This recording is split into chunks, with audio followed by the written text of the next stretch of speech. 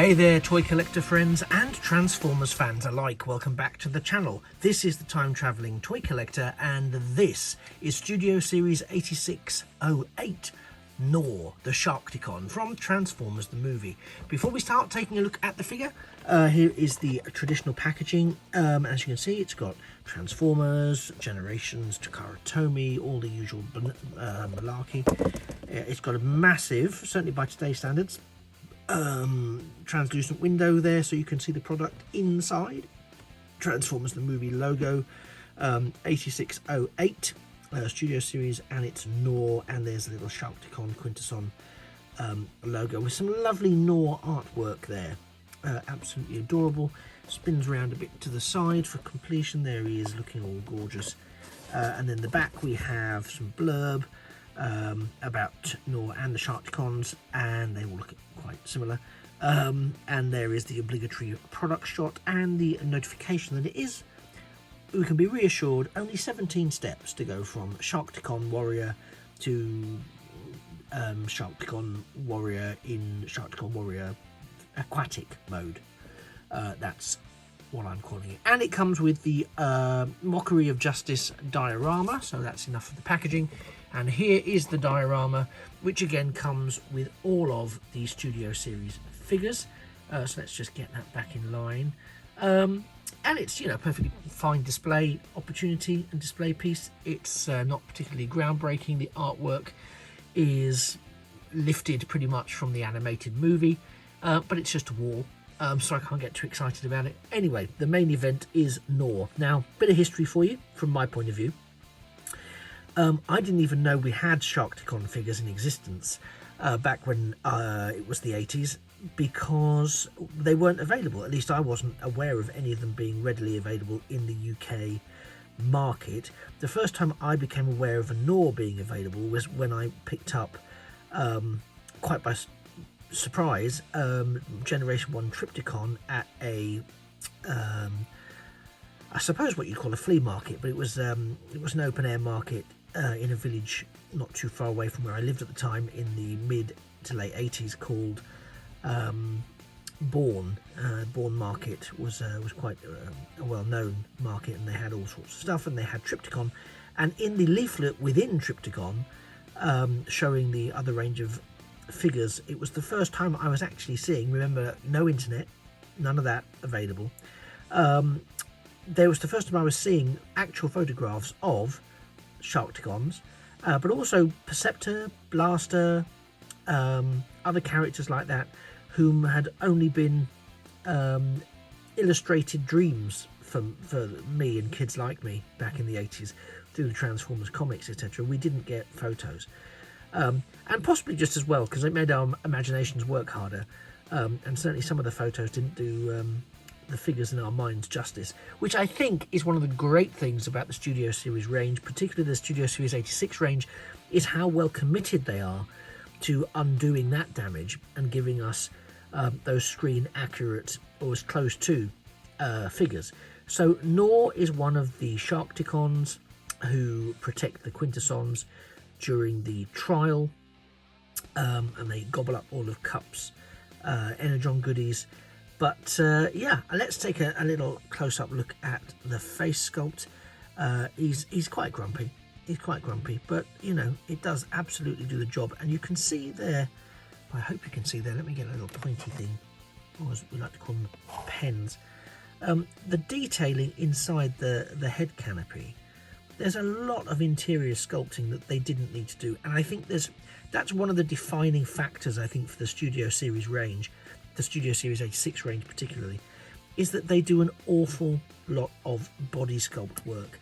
Now again, you kind of have a few hollow spaces, but not many. It's very sturdy. It's a very sturdy piece, and I really like this. I mean, at first I was thinking, oh, I don't know if I'm going to bother getting this because, you know, Sharkticon, but actually it's a really, really lovely little figure. And of course, if you wanted to army build, it's a particularly good figure to do that with, and it's not the most expensive in the marketplace. So there we have, he comes with these accessories. So he's got his mace there, which will also, I think, double as his tail, I think. And he also has his rifle blaster here, and they're held pretty tightly in those fists.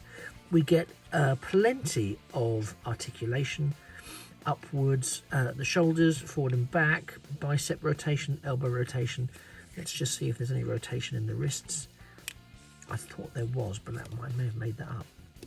Yeah, I think I've made that up. There doesn't appear to be any in the wrist, probably due to transformation, because yes, actually, if you look there, which I could have saved myself the embarrassment, there is a joint which will require it to fold in, so no articulation of the wrist. Similarly, none at the waist there because of the design, but plenty with the legs, at the hips, at the knee. There's also a thigh rotation there. Ankle tilting is quite extreme. It's a bit of that sort of nasty right angle potential cut there. There's nothing filling in that, but again, this is one of the lower price point Studio Series figures. At point of release, there's a bit of heel action to give you additional support, but overall, yeah, this is a nice little robust Studio Series collectible figure that I really like. It's very posable. The head's got some up and down to support with that. You've got a little bit of wiggle waggle, but not too much, and you can move it left to right. You can probably do 360, but I'm disinclined to do that. There is a bit of a backpack, but it's quite tidy as backpacks go.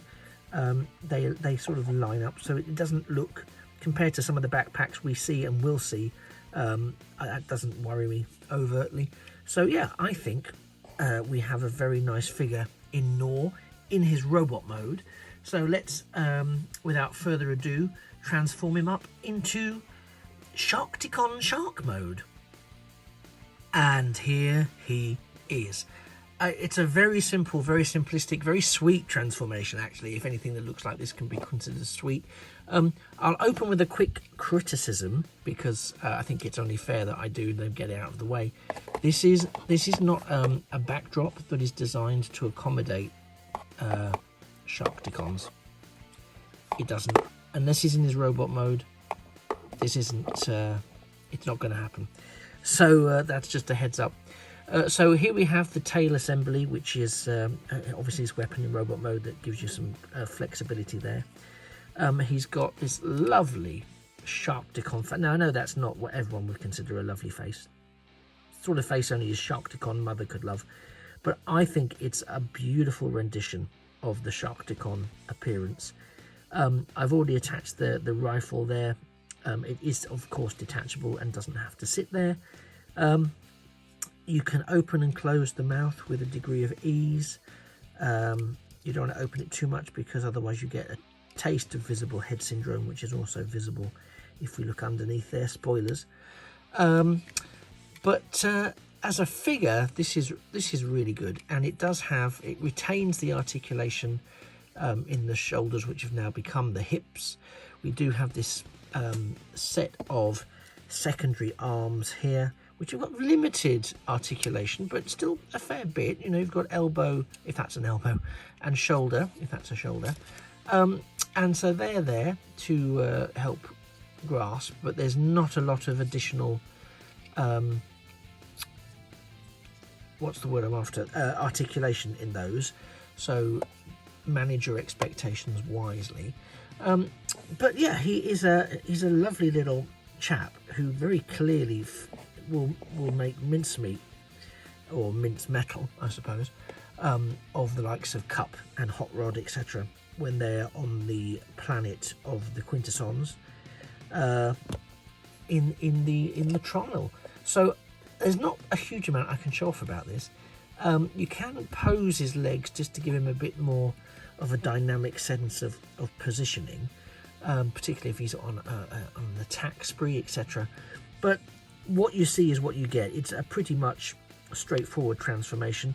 I do like the way that the back panels and the legs all do, it's ever so slightly now I'm saying that coming away, but they do form a really cohesive and solid kind of back piece. I think we have real characterization in the Sharkticon features. and I love that we've got that working jaw. I love the articulation. I love that it's stiff enough to hold him in position without being so stiff as that I'm panicking when I try and transform him or maneuver him. I love the paint applications across this figure. Yes, they are I would say mostly screen accurate. I love the metallic green in the eyes. I love the metallic purple. I love all of that. There's some lovely miniature detailing that we've got here on the jaw section.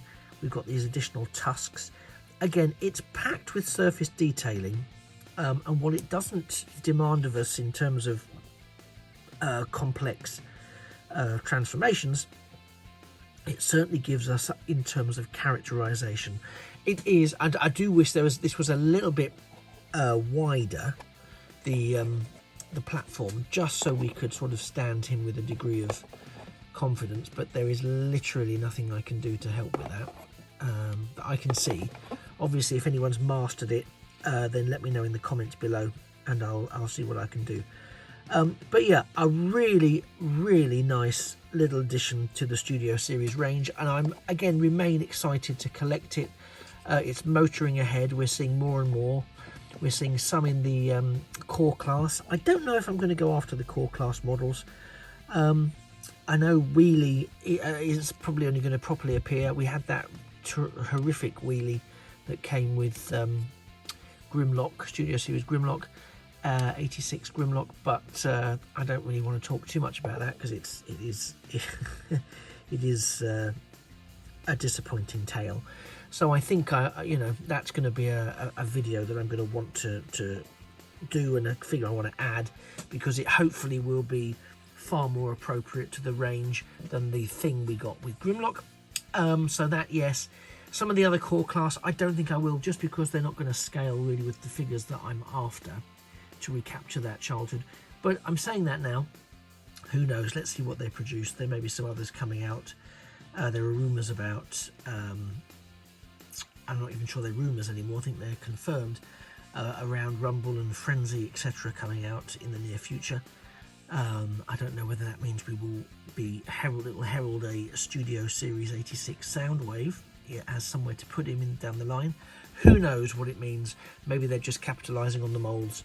I'm sure that's just too shocking to contemplate. Toy company in capitalist marketing ploy. Shocker. Anyway, thank you very much for sticking with me whilst I've showcased Gnaw, a really lovely little figure. I personally recommend that you do add him to your collection if you haven't already, but hopefully from seeing this in action you'll be able to make that decision for yourself. If this video has in any way, shape or form helped you with that, then please do hit the like button. Whether it's enabled you to decide you do want to find it and track it down, whether it's made you realise you definitely don't, you're glad you passed on it when it first came out. Either of those is a win as far as I'm concerned, so please do like the video, and why not subscribe and turn on notifications so you never miss a future video, whether it's about Transformers Studio Series, other Transformers lines like Siege or War for the War for Cybertron series, could be Star Wars, could be Star Trek, could be anything. Who knows what lies ahead. Anyway, thank you so much. I'll leave him there for your delectation. I'll see if I can zoom in before I leave you. But thank you so much for your time over the last 15 minutes or so. You have been a fantastically attentive audience. I've been the Time Travelling Toy Collector, and this has been Studio Series 8608, Gnaw from the Sharkticons. Take care till all are one, and remember that a thing of beauty, and it is so beautiful, really is a toy forever.